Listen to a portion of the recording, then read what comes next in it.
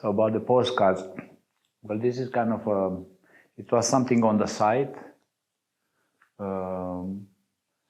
Came out of this kind of career, international, where I moved around in every city, so this element becomes somehow obvious and central or whatever, part of my trips around the world. And then postcards for Lia was, it started, I first sent her a drawing on, you can buy this kind of paper postcards, especially to aquarelle and, this kind. So, and it was this idea also to mark the places I have been and try to do one drawing about it, like a resume. And then, and this started about 2000. And then the postcard which I'm showing here, which are real postcards, it's a bit later. And then I'm combining the drawing on paper with these real postcards. And in a sense, in my head was that one is about the time, the international situation, and one is about the place, something like that in my head. But I kind of like this project that I don't have to think about it. I just draw and ship. As I remember, I showed it to you that I did the same drawing twice and I sent it to you. So, and sometimes I'm at home and I put my hand in my pocket and it's a postcard and I forgot to send it and stuff like that. So it's happening, and it's a kind of a chronicle, and I don't bother. I just, and this is the first time I show it. And also like the entire groupings, I become a bit obsessed. I have like, 52, how many categories I'm collecting, with this guy in the picture, with all kind of subjects, including some very banal, like night and day, or sun and moon, and I'm showing here, as for the first, it's like a premiere to show all of this together. I showed elements of this in other previous shows. But I have to tell you, if I didn't think, I just do it, But if you want to trace it down, you can trace it to the period Lia and I did mail art in the late 80s, because it was the only way to travel outside Romania by envelope or by something. And we have been part of this international movement, but we had absolutely zero knowledge about the theory behind, or the, anti-market. We didn't know what market means. These guys who made shows in the studio, they exchange art or, copy. And it is very funny because, we have been in Romania. Romania was totally controlled, so you don't have means to replicate, to copy. There were no Xerox machines. So we had to send original drawings, and we got like a Xerox copy in exchange. And we didn't understand why. But it was like a little light in a dark period when we got this envelope at home, like from Mexico. Whoa, you look at the stamp. And also this idea that you breathe with the world. And second, because mail art was, they organize it in the sense that, they give you like a thematic, like sky, and you have to make something about the sky. So in a way, we get a way of thinking about that we never learn in school like that. In school, you learn this kind of stupid composition and, So now we've been confronted with all these kind of topics. So it was something new and something good for us. So that's a reminder from that era, the postcard. And I think it, for me, have a very full meaning today because of pandemic. I did several projects with postcards because all the institutions on the planet are so boring. Everyone went online. And, you look 3 days and after that you're like dead. You cannot look at any theater or whatever. Everybody did projects online. Nobody, mail art is still a physical thing who arrives to your mail. So the postman, it's your public. So you reach the public before getting to the institution. So I thought, and I also look at the school in Romania. Every school shut down, all online. Nobody write a letter, like student to teacher or something, no, online, blah, blah, So I thought, maybe because we are forced to stay indoor, we are stuck. we have to revisit this kind of communication and language we primarily have. And because we discussed, Ivana, in some cities today you don't find postcards, or you don't find stamps, or I've been confronting Colombia, they don't have the post any longer. So it's just like private courier, this kind of company, business. So this is a dying communication thing. And I don't know if because what I'm showing here is like 99%, 95% is bought by me in that particular places. But if you go to flea market or whatever, and you see all postcards, and you just look at the writing, it's so beautiful.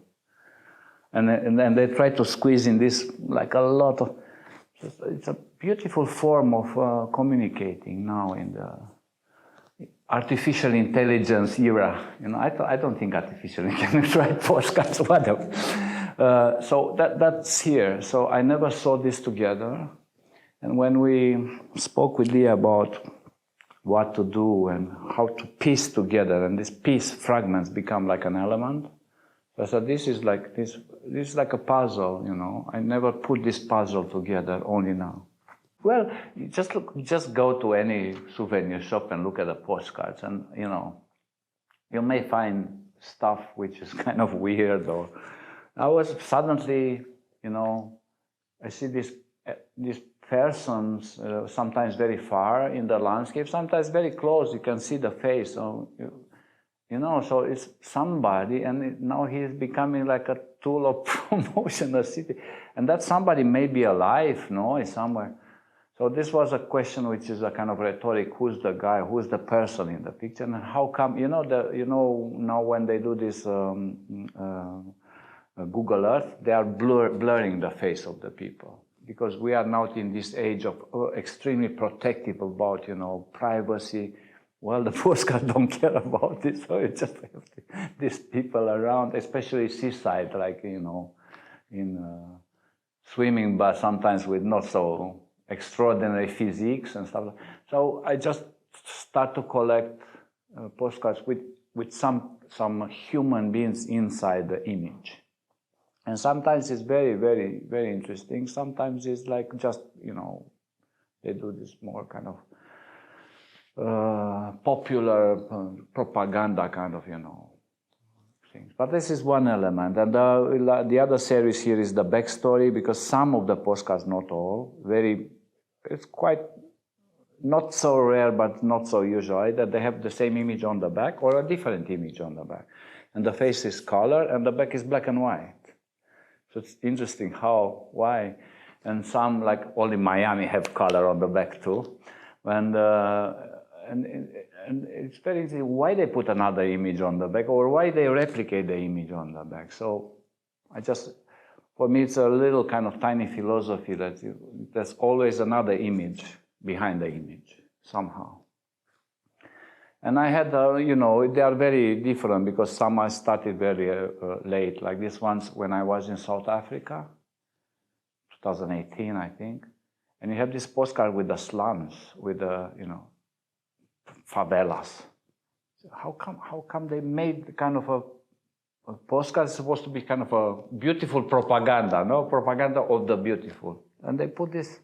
So why that become a, kind of representation of the place? Usually here, they don't show anything bad, no? This is Europe, everything is beautiful in there.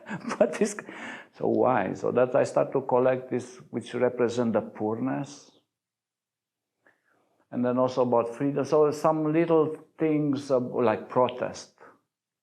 And for me, protest is something very heavy, very real. And I start to collect these artistic projects as protest, which I find very weird, that somebody is using this phenomenon for his own kind of aesthetic whatever. Why? Do you remember they have even catwalks, fashion parade as protest? This is kind of completely kitsch, Superstar, Lagerfeld, whatever. And they did this very nasty using this. So I start to collect this too. So you can find in the show like quite a number of postcards, or just little, it's just the beginning of something. So I don't know where this will go, and I was not even think about it as an art project. You know, I just put them together, and when they reach a certain size, they become exhibitable. So part of the exhibition with the postcards, there's this possibility of an edition I made specially for the KUNSTRAUM INNSBRUCK. And the idea is that if you acquire it, you get postcards from me from wherever I will be. Once in a while, I'm doing this kind of stuff, especially for Kunstvereine, or because they have this kind of Jarosch, or they have this kind of edition process. In Romania, it's not so usual, but in the German-speaking world, it is. So it's an edition with a fairly low price. So the idea is that you can get at home on your address something written by me, so somebody's thinking about you if you pay enough. And it's, I think they enjoy it. I did several of these projects with Hong Kong Independent Space, then with the NBK in Berlin, and with the Southeast London Gallery, with 2 or 3 or 5 postcards. And the idea is that if they acquire it now, the moment they give you the money, then the first city I leave, I start to send one. And I think about, it's like a in, from the Innsbruck, no? I-N-N, but it's also, you are in, you are participating, no? Because this is what the city of Innsbruck have like a logo right now, no? That's the in, wow, wow, wow. So let's turn this in into something more. In a sense, also because I kind of like this institution like yours. I think they are remarkable and they are very important for a healthy art scene. So if I can help with something, I can do. And I think it's pretty cool to receive, I think. I enjoy this. You know, sometimes you have to go and find a post office. It's the only place you can buy stamps. And so it's not so easy how it looks. You know, sometimes it's a lot of effort to find. Sometimes I forget and stuff like that. This black room here comes, it came as from different angle as a motive. One, when I had this show in 2006, in KUNSTRAUM, I had the big room, right? And Lia was here. So now we just switch. Just give the woman the platform, because there are different times from 2006 until 2023. World changed. No, I'm joking. But it was this idea. So I'm in the big room like an insert in Lia's timeline, and she's here like an insert in this. That's one element. Second, because you told me that this black room you have, so I said this is cool because I can use chalk. And this can give you, the idea of the fragility of the art and of the statement, because this is chalk, it, you know, can go, but it can you film? So it doesn't really go, see? So it's still, I like this because it's fragile and very persistent in the same time. And also because, you know, like I'm now famous for the black columns on Fridericianum. So let's give people a hook. No, this was the idea. Like I'm usually, my projects, are based on the fact that I'm arriving in a place. I just download the image I carry with me and the one I discover on that place, in that moment. So this is the standard project. This here is more ambitious because we are combining 2 discourses, which is not very easy to harmonize sometimes, you know, and also to share space. Wow, 2 artists, wow. So it's always like a test. How can we negotiate? We have different kind of reactions, and you know, so we have to harmonize and to have some kind of correspondence. So this is a part, like this is not the main, but this is like a bit of a punch if you read around. By the way, Daniel, I made a drawing about the balcony. I got the sources, so I made. It's an inside story now, only we know. That's cool. So I also, in a way, this black room is a celebration of freedom of expression, because I can draw whatever I like, which is an extraordinary factor, I may say. You know, we got so used with that. Well, I was in this group in Documenta with people from Thailand, Vietnam, Syria, and Nigeria. Well, there are things in their country you cannot draw. So we got so used about this kind of freedom, so I want to celebrate it in a way. About the banner, the banners is like the biggest drawings I ever made. Yeah, the banners I'm showing here too are produced by Documenta, and they were asked, they were commissioned from me, because before Documenta started, they asked me to do some drawings about Ukraine situation. It was kind of a statement from Documenta. I think they want to stay with their global South point of view, but they could not ignore what's happening. So they asked me, I designed these 3 banners there. They show it on Federation until Documenta open. And then at the end of Documenta, they told me, Dan, can you do another 2? Because if you look now in pictures, you see Documenta, they use the facade as also exhibition space. There are several other works on the facade of Documenta. So the last 2 are here now, one inside the KUNSTRAUM and the other one in the city, no? And they address it's part of the concept of the humanity we have here, because if you take the word humanity and you break it, so humanity break, the N becomes the Z, which is the sign of the invasion, no? So it's just a play, physical play of a word, of humanity word, and that can show the killer, Mr. Killer Putin concept. So it's part of this idea.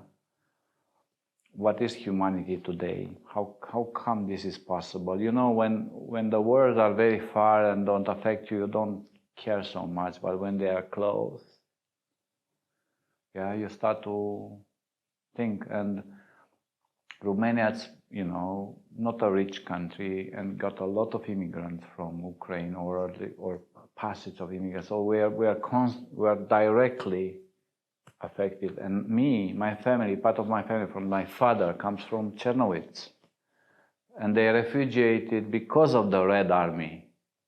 And then Romania got occupied by the Army. So we kind of know. So it's also a personal thing here.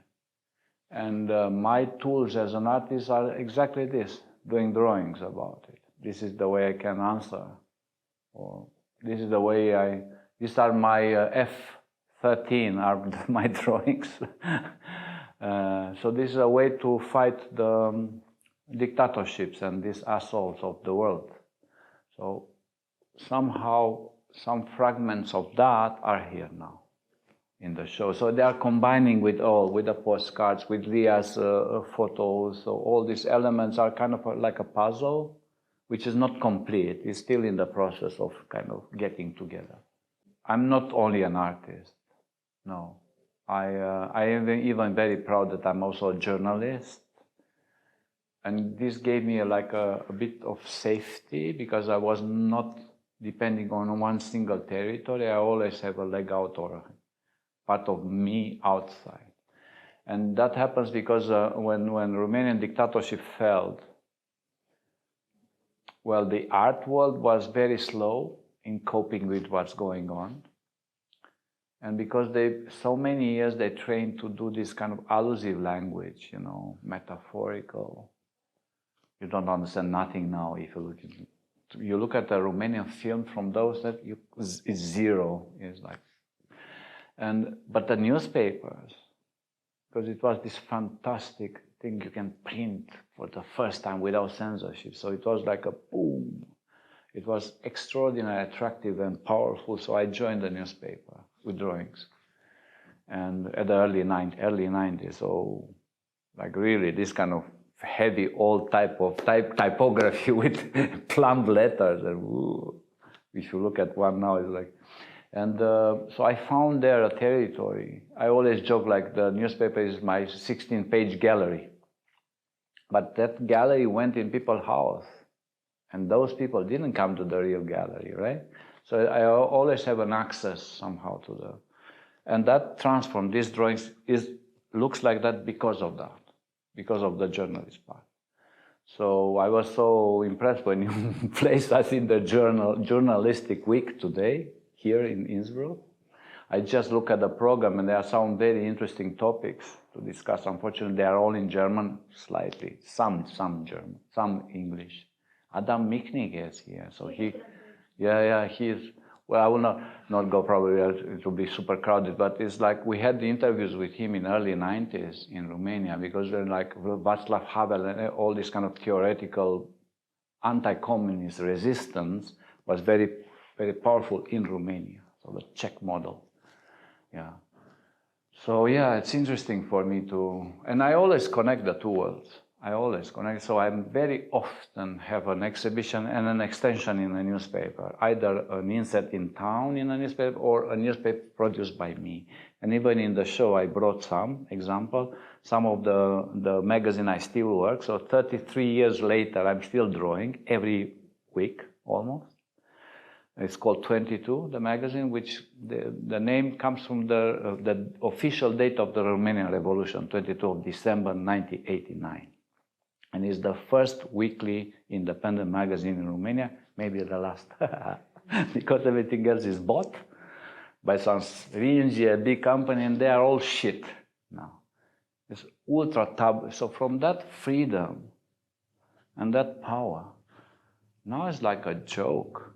I even wrote a text recently saying I have in my CV, in my bibliography, a lot of the articles in the major national Romanian daily magazines.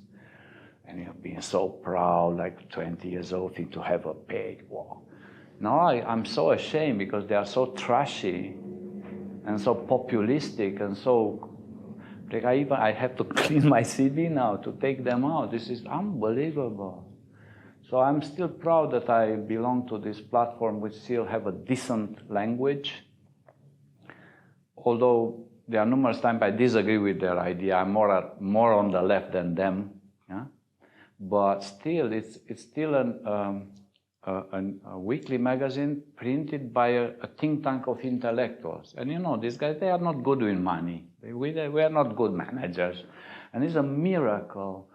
33 years later, it's still existing. You know, it's a miracle. So I want also to show a little bit how. I'm glad to show this magazine.